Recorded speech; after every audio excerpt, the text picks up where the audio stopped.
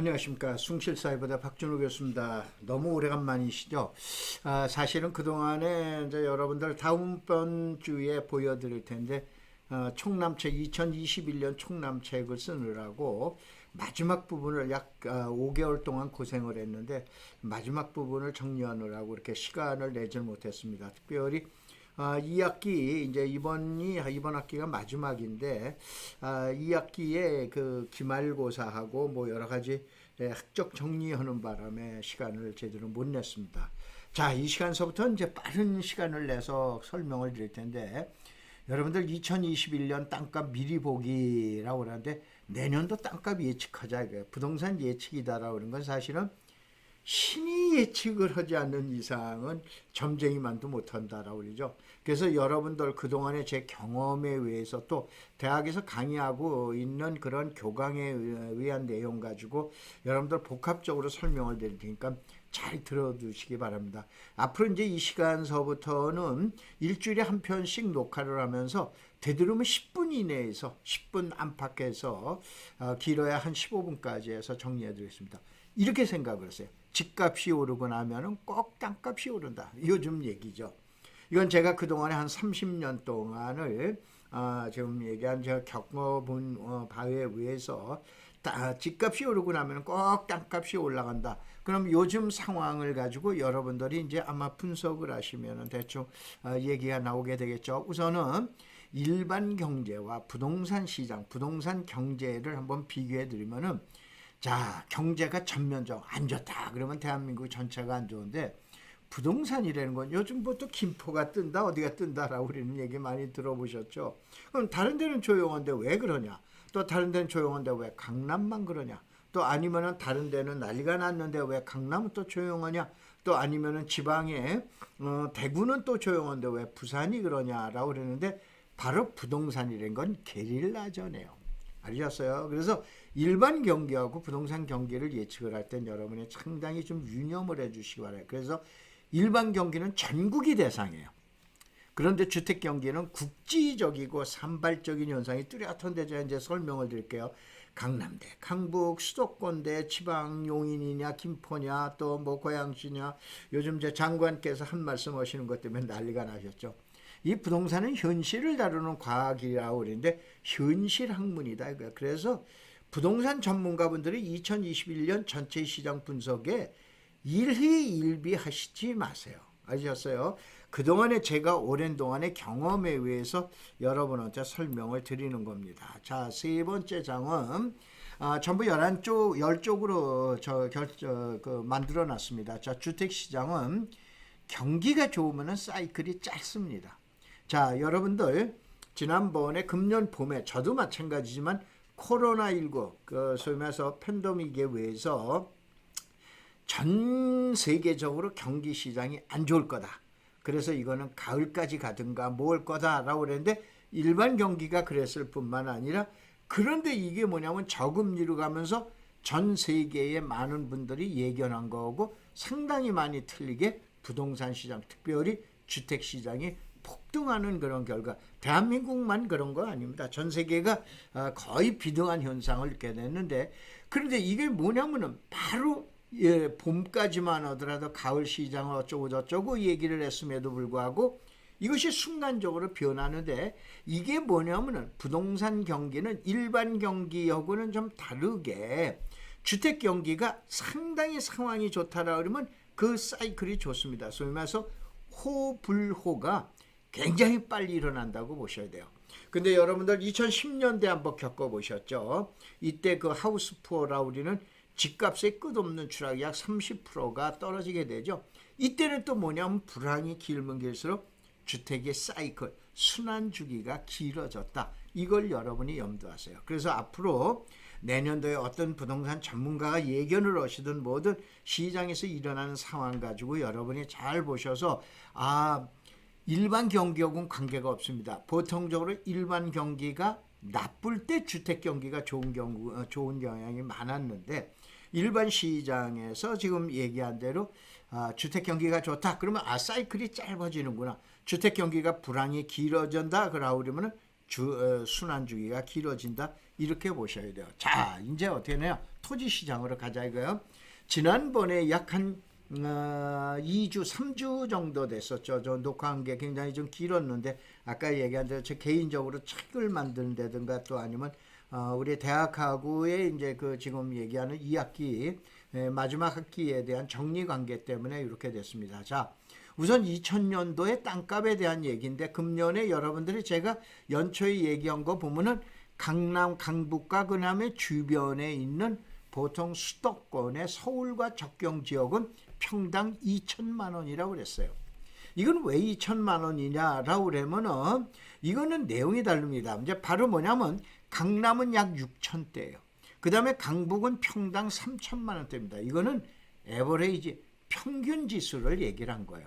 그러면은 당연하게 그 지금 서울하고 접경하고 있는 데는 2천이 되고 그 다음 지역은 1,500 평당 또 1,500이 된다 이런 얘기예요. 이때 바로 뭐냐면 여러분들 개포 1단지를 재건축한 DH 퍼스트요 33평을 24억에서 25억 선 수준으로 봤을 때 이거를 역산하는 기법이 있어요. 이 역산하는 기법에 의해서 지금 얘기한 강남의 땅값은 6천만 원이고 주거지역이에요. 강북은 3천만 원이다. 이것이 제가 우리 제자님들 아시지만은 작년 재작년만 해도 얼마냐면은 5천에다 2천이라고 그랬습니다. 아, 강남은 평당 5천만 원이요. 그 다음에 강북은 보통 주거지역들이 2천만 원대입니다. 라고 그랬는데 이것이 변화가 됐다 이거야. 이게 앞으로 어떤 현상으로 나타날 건가 한번 잘 유념을 하세요. 자, 그런데 2020년 금년 말에 가서는 이거를 이해가 아니고 죄송합니다. 이해예요. 이해. 이거를 이해하면은 땅이 보입니다. 근데 이거를 부정하거나 부인하면은 땅이 안 보여요. 이걸 이해 못하면은 바로 뭐냐면은 이제 강남 땅값은 8천이에요. 강북 땅값은 4천이에요. 그럼 주변 지역이 금년뿐만 해도 2천이라고 그러는데 이젠 3천만 원대예요. 아셨어요? 이걸 왜 그러냐? 여러분들 지금 이번 달 그 과천의 지식정보타운이라고 그러는 지정타의 분양가를 2,300에서 2,400인데 약 지금 얘기한 대로 이쪽 지역에 엄청나게 프리미엄 관계 때문에 많은 분들이 몰려들었죠. 그래서 좀 보편적으로 약 5,000대 1, 7,000대 1, 6,000대 1 이렇게 돼 있는데 이거를 역산을 한번 해봐 드릴게요. 그러면은 과천 땅값이 얼마인데 그러면 인도권에 있는 땅값은 얼마 된다. 그럼 안양은 또 얼마가 된다. 그러면 군포는 얼마가 된다. 그러면 또 거기 나가서 안산과 그 다음에 화성은 얼마 되겠구나. 이것이 추정하는 기법이에요. 이러한 기법 가지고 보시면은 여러분 땅이 이해가 됩니다. 어느 지역 가서 계획 관리가 어쩌고 저쩌고 이거 따지시기 전에 이러한 고급스러운 여러분들 어떻게 말하면 부동산을 풀이하는 분석하는 기법을 여러분이 보시기 바랍니다. 자, 요것이 지정타의 분양가 내용 나온 거예요. 요게 이제 대지비 땅값이다 이거죠. 건축비 이게 있죠. 분양가 이렇게 해가지고 있는데 8억 2,800인데 약 16억대 15억 내지 16억대니까 어떻게 됩니까? 이 하나만 분양을 제대로 받았다라고 그러는 그래서 만점자가 나오고 그랬죠. 분양을 받았다면 약 8억에서 9억이라는 돈이 지금 얘기한 프리미엄인데 평생 벌어도 못 벌 돈을 이와 같이 아파트 분양해서 평생 벌 돈을 만들 수 있다 이런 내용 때문에 지금 얘기한 대로 바로 뭐냐면 새로 분양하는 아파트에 엄청난 그 변화가 오게 되는데 요거를 지난번에 제가 74편에서 아마 설명드린 게 있을 거예요. 건축비는 900만 원으로 잡으세요. 그 다음에 그거를 용적률 가지고 땅값으로 계산하세요 라고 그러는데 이것이 지가연동제라고 해서 분양가 보통 분양가심의위원회에서 분양가격을 여기는 지정타는 2,400대 2,600만 원에 분양을 해라 라고 우리는 이러한 계산 기법이 있어요. 근데 요거는 자꾸 여러분들 어차피 일주일에 한 번씩 이제 여러분들한테 강의를 해드릴 테니까 자꾸 들으시면은 그거를 여러분들이 이해를 하게 되세요. 그래서 대집이라고 그러는 거는 얼마가 나오냐면은, 1억 4천, 1,463만 원이는데, 이걸 용적률 200%로 계산하면 2,900, 약 3천만 원대가 나오게 된 거예요. 근데 이 대지라고 그런 건 아까 얘기한 대로 저처럼 고리타분한 분양가심의위원회 아니면 대학에서 강의하는 교수들 이런 사람들이 오는데 시장에서는 이것이 괴리 따르 논다 이거예요. 그래서 땅 가격은 어떻게 되냐? 지금 얘기한 대로 만약에 아파트가 17억이라고 가정을 했을 때 이거를 요걸 갖다가 3억 3천만 원으로 여기 나와 있는 대로 3억 3천이 요겁니다. 건축비에 3억 3천만 원을 빼자 이거예요. 요걸 34평으로 나니까 땅값이 4천만 원대가 나오는 거예요. 알겠어요?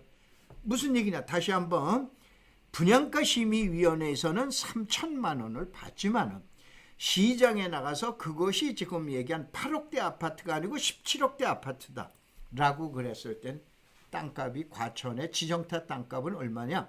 용적률 200%를 가지고 계산했을 때는 약 4천만 원대가 나온다 이런 얘기예요. 아까 제가 잠깐 얘기해 드린 게 있죠?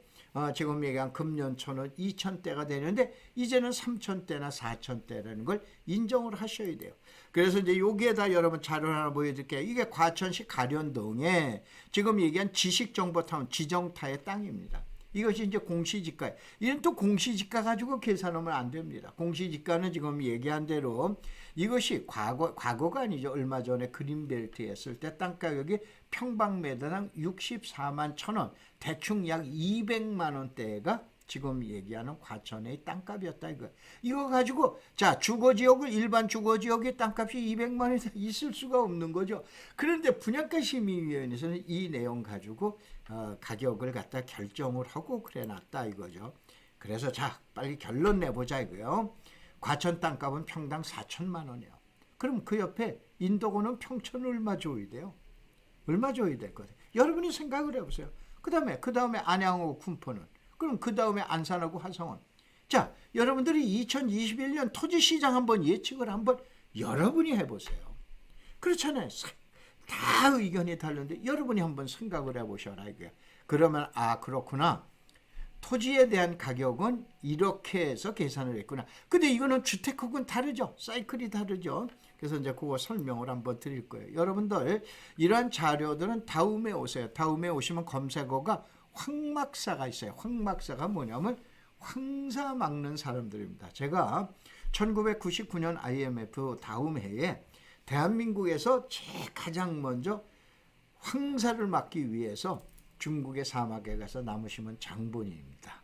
바로 그래서 이것이 비영리 단체, NGO 단체가 있기 때문에 한번 이렇게 봐보세요. 그래서 여기 들어가 보시면은 각종 자료들을 올려놨습니다. 자, 마지막으로 설명을 한번 드릴게요. 자, 지금서부터 마지막 공부하세요. 주택 투자하고 토지 투자의 다른 점. 자, 많은 유튜버들이 이런정 저런동 아주 저명하신 분들이고 상당히 대단하신 분들이기 때문에 설명을 드리겠지만 저는 좀 다르게 봅니다. 자, 주택 시장은 분명히 주택 사이클이 있어요. 여러분들 사이클에 벌집 모형, 허브 모형이라든가 아니면은 사순환이라든가 또 아니면은 6순환이라든가 이러한 것들이 있습니다. 근데 토지는 그게 아니에요. 지금 얘기하는 사이클이 아니고 아까 얘기한 대로 인덕원이 올라? 지정타, 과천이 올라? 그러면 알았어. 가련동이 올랐구나. 그러면은 바로 그 옆에 인덕원에 영향을 미치고 평천에 영향을 미치고 의왕의 내선동에 영향을 미치고 그 다음에 군포로 또 이전해 가는구나. 그래서 이게 바로 뭐냐면 지역의 순서가 있는 거예요. 예를 들어서 자 만약에 서울에서 올라가지고 그것이 고양시가 오른다 그러면 파주로 가고 파주 다음엔 또 연천이 올라가서 지역의 순서가 있어요. 주택가는 좀 다르게 생각하셔야 돼요. 근데 주택 경기는 지역전 그러다 보니까 게릴라전이라고 아까 얘기했죠. 자 경제는 전면전이지만은 부동산은 지역전 게릴라전에. 근데 그건 주택에서요. 토지라는 건 뭐냐면 산발전이에요. 지점전쟁이에요. 요건 이제 나중에 저에 대한 얘기를 갖다 계속해서 앞으로 한 500편 정도 강의할 예정이죠. 그 내용을 들으시면은 이제 대한민국에서 여러분은 토지에 대해서 나홀로 얼마든지 투자가 가능한 전문가가 되십니다. 따라서 주택 투자는 변곡점을 찾으면 돼요. 어디가 저점이야? 어디가 고점이야? 어디가 변곡점이야? 이걸 찾으면은 살 때다, 팔 때다, 소위 말해서 매수 시점과 매도 시점이 나옵니다. 근데 토지 투자라는 건 지역 순환이에요. 지역 순환에 A 지점에서 B 지점 가겠네. 그럼 B 지점을 가서 미리 선포하고 있든가 아니면 더 가서 C 지점으로 올 것 같다. 그러면 미리 가서 6개월이나 1년 전에 지금 얘기한 진을 치고 앉아 있다 이런 얘기예요. 이렇게 해서 지역 순환을 찾으면은 토지 투자는 그 어렵다는 토지 투자 지역 순환이 찾으면 가능합니다. 알겠죠? 자, 여러분들 이제 앞으로 일주일에 한 번씩 유튜브로 여러분들에게 뵐 예정인데 여러분들 좋은 점이 있으시면 꼭 좋아요 눌러주시고 구독도 눌러주시고 마음에 안 드시면 그냥 나가세요. 알겠죠? 자, 감사합니다.